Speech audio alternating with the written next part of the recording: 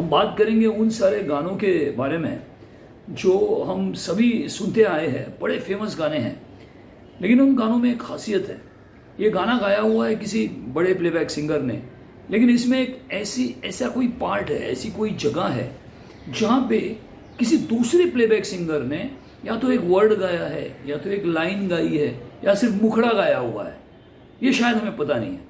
बस इन गानों के बारे में अभी बात करते हैं। Hi guys, welcome to half ticket music. आपका होस्ट मिलिंद आपके। तो हम लोग बात कर रहे हैं उन गानों के बारे में जहाँ पे दूसरे सिंगर्स, लता दीदी, किशोर दा, रफ़ी साहब और आशा दाई को छोड़ के दूसरे सिंगर्स है जिन्होंने कैमियो में गाने गाए हुए हैं, जो कि अलग सिंगर्स ने गाया। शुरुआत करता हूँ एक बड़े फेमस गाने से। पर्दा है पर्दा, पर्दा है पर्दा। अब पिक्चराइजेशन के टाइम पे एक ऐसा सीन आया कि बच्चन साहब स्टेज पे जाते हैं और वो हाथ पहनाते हैं और एक उसकी एक लाइन गा लेते हैं। तो उतने ही पार्ट में जो गाने का पार्ट है, अकबर तेरा नाम नहीं है, वो अमित कुमार साहब ने गाया।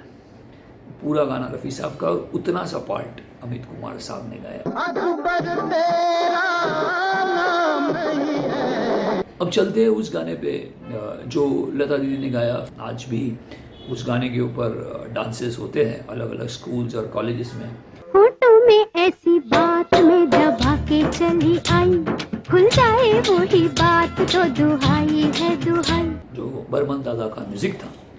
अब उस गाने के स्टार्ट में और बीच में ओ शालू करके, शालू कैरेक्टर का नाम है वैजयंती माला जी की, तो पूरा गाना लता दीदी का है और जो उतना सा खाली पार्ट है वो भूपिंदर जी ने गाया हुआ है। भूपिंदर जी उस टाइम पे गिटारिस्ट थे। उन्होंने पंचमदा के साथ में भी गिटार बजाई और बर्मन दादा के यहाँ पे भी गिटार बजाई और साथ में गाना भी गाते थे और बाद में फुल फ्लेजेड प्लेबैक सिंगर बन गए। तो उतना पार्ट खाली भूपिंदर जी ने गाया हुआ है।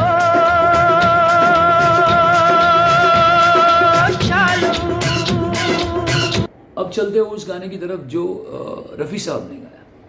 फिल्म संघर्ष, दिलीप कुमार साहब के ऊपर पिक्चराइज किया हुआ बहुत ही फेमस गाना, नौशाद साहब की म्यूजिक में। मेरे पैरों में घुंघरू बंधा दे तो फिर मेरी चाल देख ले। लेकिन उसमें एक पार्ट है खाली जो एक जूनियर आर्टिस्ट बोलता है जरा जम के भैया, वो उतना सा पार्ट खाली महेंद्र कपूर साहब ने गाया हुआ पूरी गाने में, और बाकी पूरा गाना रफ़ी साहब का।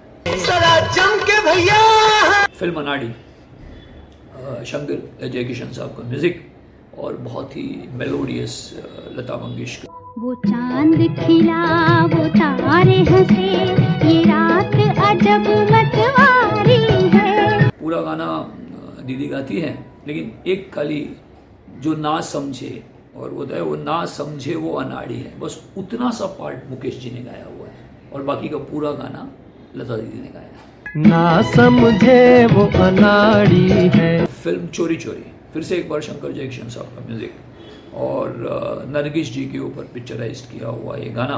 पंछी बनूं उड़ती फिरूं मस्त गगन में, आज मैं आजाद हूँ दुनिया के चमन में। अब ये पूरा गाना सोलो दीदी का है और उसके बीच में गाने के हर अंतरे के बीच में एक आवाज़ आती है, दिल्लोरी करके एक आवाज़ आती है और उतना सा पार्ट खाली मन्ना डे साहब ने गाया हुआ है। पूरा गाना लता मंगेशकर।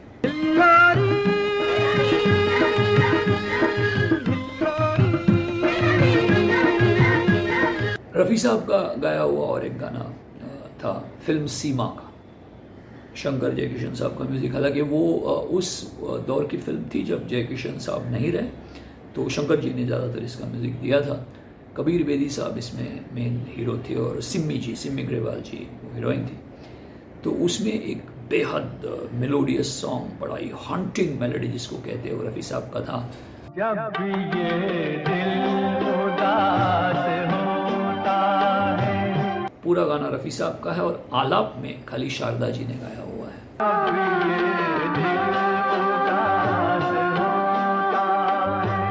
पंचमदा का म्यूजिक फिल्म सत्ते पे सत्ता, जिसमें अमिताभ बच्चन साहब के ऊपर वो किशोर दा का सुपर फेमस सोलो।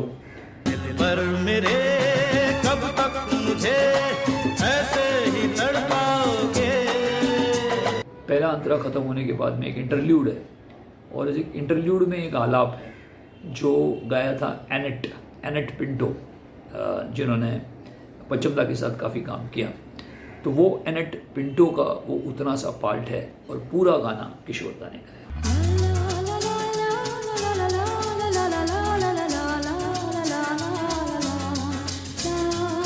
अब आखिर में आते हैं किशोर दा का ही गाया हुआ एक धमाल गाना, मतलब धमाल तहलका मचा दिया था उस गाने ने।